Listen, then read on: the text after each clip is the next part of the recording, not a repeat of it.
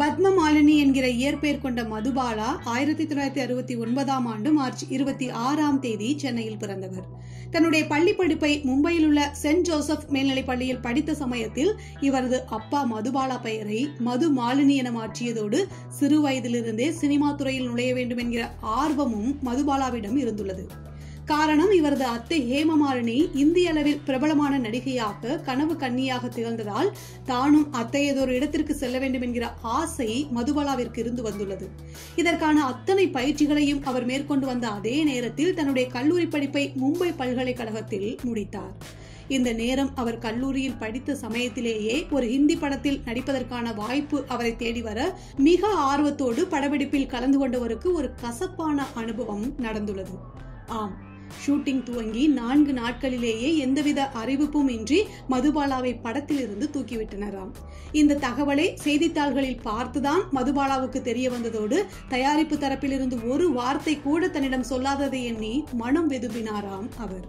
குறிப்பாக நண்பர்களும் குடும்பத்தினரும் என்ன நினைப்பார்களோ என நினைத்து வேதனை அடைந்த அதே வேளையில் இனி கடுமையாக நாம் உழைத்து இந்த துறையில் சாதிக்க வேண்டும் என்ற வேகமும் வெறியும் அவருக்குள் ஏற்பட்டுள்ளது. இந்த சமயத்தில் தான் மதுபாலாவின் புகைப்படத்தை எதேச்சியாக பார்த்த பாலச்சந்தர் உடனடியாக அவரது குடும்பத்தினரிடம் கூறி மதுபாலாவை தன்னை வந்து பார்க்குமாறு அழைப்பு விடுத்துள்ளார்.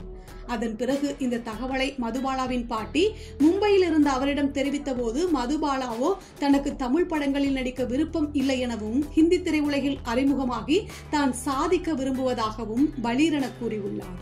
இருப்பினும் குடும்பத்தினரின் வற்புறுத்தல் காரணமாக சென்னை வந்த அவர் பாலச்சந்தர் அவர்களை நேரில் சென்று சந்தித்துள்ளார்.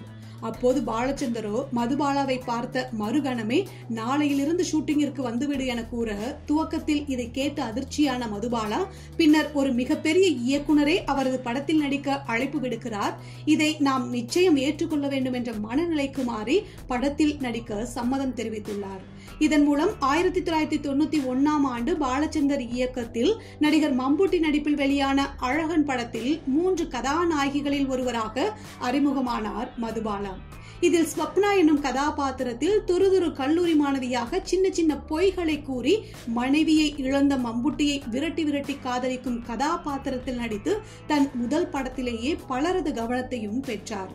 குறிப்பாக இந்த படத்தில் வரும் துடிக்கிறதே நெஞ்சம் பாடலில் இளமை ததும்பும் நடனத்தை வெளிப்படுத்தி துள்ளலாட்டம் போட வைத்திருந்த இவர் மற்றொரு பாடலான தத்திந்தோம் பாடலில் சங்கீத வரிகளுக்கு ஏற்றவாறு அற்புதமான உச்சரிப்பை வெளிப்படுத்தி நம்மை காதலிலும் உருக வைத்திருப்பார்.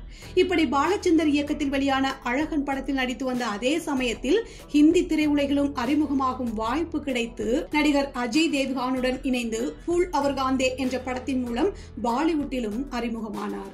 இதனைத் தொடர்ந்து மலையாள திரையுலகிலும் அறிமுகமான மதுபாலா அங்கு மம்புட்டி, மோகன்லால், முகேஷ் போன்ற முன்னணி நடிகர்கள் அனைவருடனும் இணைந்து பல படங்களில் நடிக்க ஆரம்பித்தார். அதே வேளையில் தமிழிலும் தொடர்ந்து நடித்து வந்த இவர் மீண்டும் பாலச்சந்தர் இயக்கத்தில் வெளியான வானமே இல்லை படத்தில் கற்பகம் என்னும் கதாபாத்திரத்தில் நடித்தார். இதில் முதியவர் ஒருவரை திருமணம் செய்ய சொல்லி குடும்பத்தினர் நிர்பந்திக்க அவர்களை மீறி வீட்டிலிருந்து வெளியே வந்து 5 நண்பர்களுடன் இணைந்து வாழ்க்கையை அனுபவித்துவிட்டு தற்கொலை செய்து கொள்ளும்படியான கதாபாத்திரத்தில் மதுபாலா நடித்திருப்பார். எந்த பிரச்சனைக்கும் தற்கொலை தீர்வு அல்ல என்பதை அழுத்தமாக சொன்ன இந்த படம் மதுபாலாவிற்கு நல்ல பெயரை பெற்று தந்தாலும் பின்னர் அவர் நடிப்பில் வெளிவந்த ரோஜா திரைப்படம் மிகப்பெரிய திருப்பு முனையாக அமைந்து இந்திய அளவில் அவருக்கு பிரபலத்தை ஏற்படுத்தி கொடுத்தது.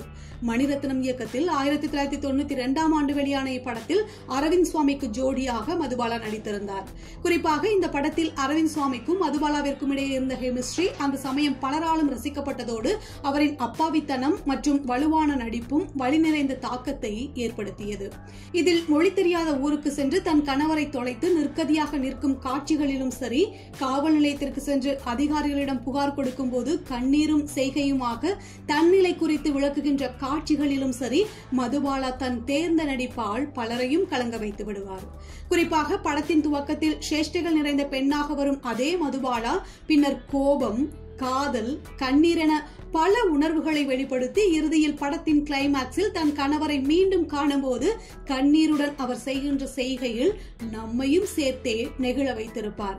இதில் A.R. ரஹ்மான் இசையில் வெளிவந்த அத்தனை பாடல்களும் இந்திய அளவில் பிரபலமாகி சூப்பர் ஹிட் பாடலாக மாறியதோடு படத்தின் துவக்கத்தில் மதுபாலாவின் அறிமுக பாடலாக வரும் சின்ன சின்ன ஆசை பாடல் இன்றளவும் பலராலும் ரசிக்கக்கூடிய பாடலாக இருந்து வருகிறது.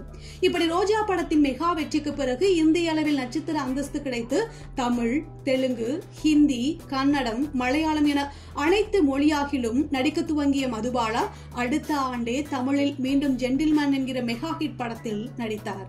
1993 ஆண்டு இயக்குனர் சங்கர் இயக்கத்தில் வெளியான இப்படத்தில் அர்ஜுன், மதுபாலா, கவுண்டமணி, செந்தில் உள்ளிட்டோர் நடித்திருந்தனர்.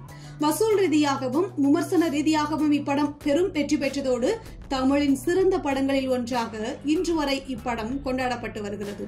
இதனைத் தொடர்ந்து மீண்டும் ஹிந்தி உட்பட பிறமொழி படங்களில் மதுபாலா கவனம் செலுத்த துவங்கிய அதே சமயத்தில் தமிழிலும் செந்தமிழ் செல்வன், மிஸ்டர் ரோமியோ, பாஞ்சாலங்குறிச்சி, இருவர் போன்ற படங்களில் நடித்தார். இருப்பினும் முந்தைய படங்கள் அளவுக்கு இப்படங்கள் பெரிய வெற்றி பெறவில்லை. இதில் மிஸ்டர் ரோமியோ படத்தில் பிரபுதேவாவுடன் இவர் இணைந்து நடித்த போது மீண்டும் ஒரு கசப்பான சம்பவம் நடந்துள்ளது.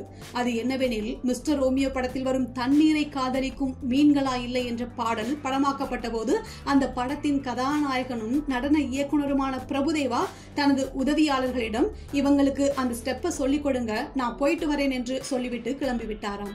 கிட்டத்தட்ட பிரபுதேவாவின் உதவியாளர்கள் 2 மணி நேரமாக மதுபாலாவிற்கு பயிற்சி கொடுத்து அந்த நடனத்தை சொல்லிக் கொடுத்ததோடு பிரபுதேவா வந்த பிறகுதான் அவருக்கு மேக்கப் போட்டு அந்த பாடலை எடுத்தார்களாம்.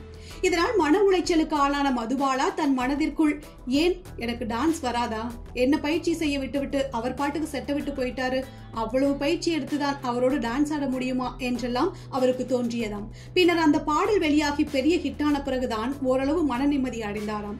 இருப்பினும் அந்த பாடல் உருவான விதம் என்னையும் என் ஈகோவையும் மிகவும் காயப்படுத்தியது என்று இன்றும் மதுபாலா பல பேட்டிகளில் தெரிவித்து வருகிறார். இதனைத் தொடர்ந்து இருவர் படத்தில் வரும் நறுமுகையே நறுமுகையே என்ற பாடலில் சிறப்பு தோற்றத்தில் நடனமாடிய மதுபாலா அதற்கு பிறகு பெரிய அளவில் தமிழ் சினிமாவில் நடிப்பதை தவிர்த்து வந்தார்.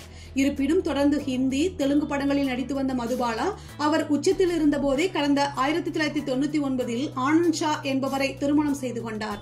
இந்த தம்பதியினருக்கு அமேயா, கியா என 2 மகள்கள் உள்ளனர். பின் ஒரு சிறிய இடைவேளைக்கு பிறகு கடந்த 2008 கபி சொச்ச பி நாதா என்ற ஹிந்தி படத்தின் மூலம் மீண்டும் நடிக்க வந்தவர் தமிழிலும் 2014 ஆண்டு வெளிவந்த வாயை மூடி பேசவும் படத்தில் நடித்து மீண்டும் தமிழ் சினிமாவில் ரீ என்ட்ரி கொடுத்தார். இதற்கிடையே கடந்த 2010 ஜெயா தொலைக்காட்சியில் ஒளிபரப்பாகிய சவுந்தரவள்ளி தொடரின் மூலம் தொலைக்காட்சி தொடர்களில் அறிமுகமானவர். பின் அங்கு பெரிய அளவில் கவனம் செலுத்தாமல் தொடர்ந்து படங்களில் நடிக்க ஆரம்பித்தார்.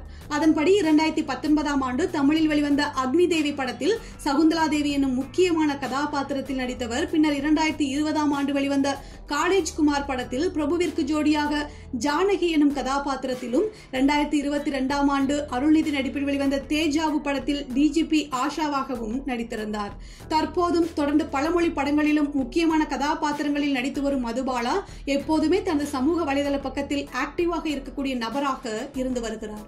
அந்த வகையில் நடிகை மதுபாலா அவ்வப்போது தனது மகள்களோடு இருக்கும் புகைப்படத்தை சமூக வலைதளங்களில் பதிவு செய்து வரும் நிலையில் இதை பார்த்த அவரது ரசிகர்கள் ஆச்சரியத்தில் ஆழ்ந்து போனதோடு, ஒருவேளை இயக்குனர் மணிரத்னம் ரோஜா படத்தின் 2ஆம் பாகத்தை எடுத்தால் அதில் மதுபாலாவின் மகள்கள்தான் ஹீரோயின்களாக நடிக்க வேண்டும் என கருத்து தெரிவித்திருந்தனர். ஏன் 54 வயதாகும் மதுபாலாவும் கூட தன் மகள்களுக்கு நிகராக தற்போதும் இளமையோடும் கட்டுக்கோப்பான உடல்வாகோடும் வலம் வரும் நிலையில் அவ்வப்போது சமூகம் சார்ந்த விஷயங்களில் தன் மனதில் பட்டதை வெளிப்படையாக பேசி பலரின் கவனத்தையும் பெற்று வருகிறார். தமிழ் சினிமாவை பொறுத்தவரை மதுபாலா வெகு சில படங்களில் மட்டுமே நடித்திருந்ததால் இன்றைய 2K கிட்ஸ்களுக்கு இவரை பற்றி பெரிய அளவில் தெரியாமல் இருந்தாலும் ரோஜா எனும் ஒற்றை படத்தின் மூலம் அன்றைய 90s கிட்ஸ்களின் மனம் கவர்ந்த மதுபாலா இன்றும் சின்ன சின்ன ஆசை மூலமாக நம் பழைய நினைவுகளை ஒட்டி பார்க்கும்போது மனம் மாறாத இளம் ரோஜாவாகத்தான் இன்றும் நம் கண்களுக்கு இவர் தெரிகிறார். இது போன்ற சுவாரஸ்யமான தகவல்களை தெரிஞ்சுக்கிறதுக்கு எங்களோட சேனலை சப்ஸ்கிரைப் பண்ணுங்க, மறக்காம ஷேர் பண்ணுங்க.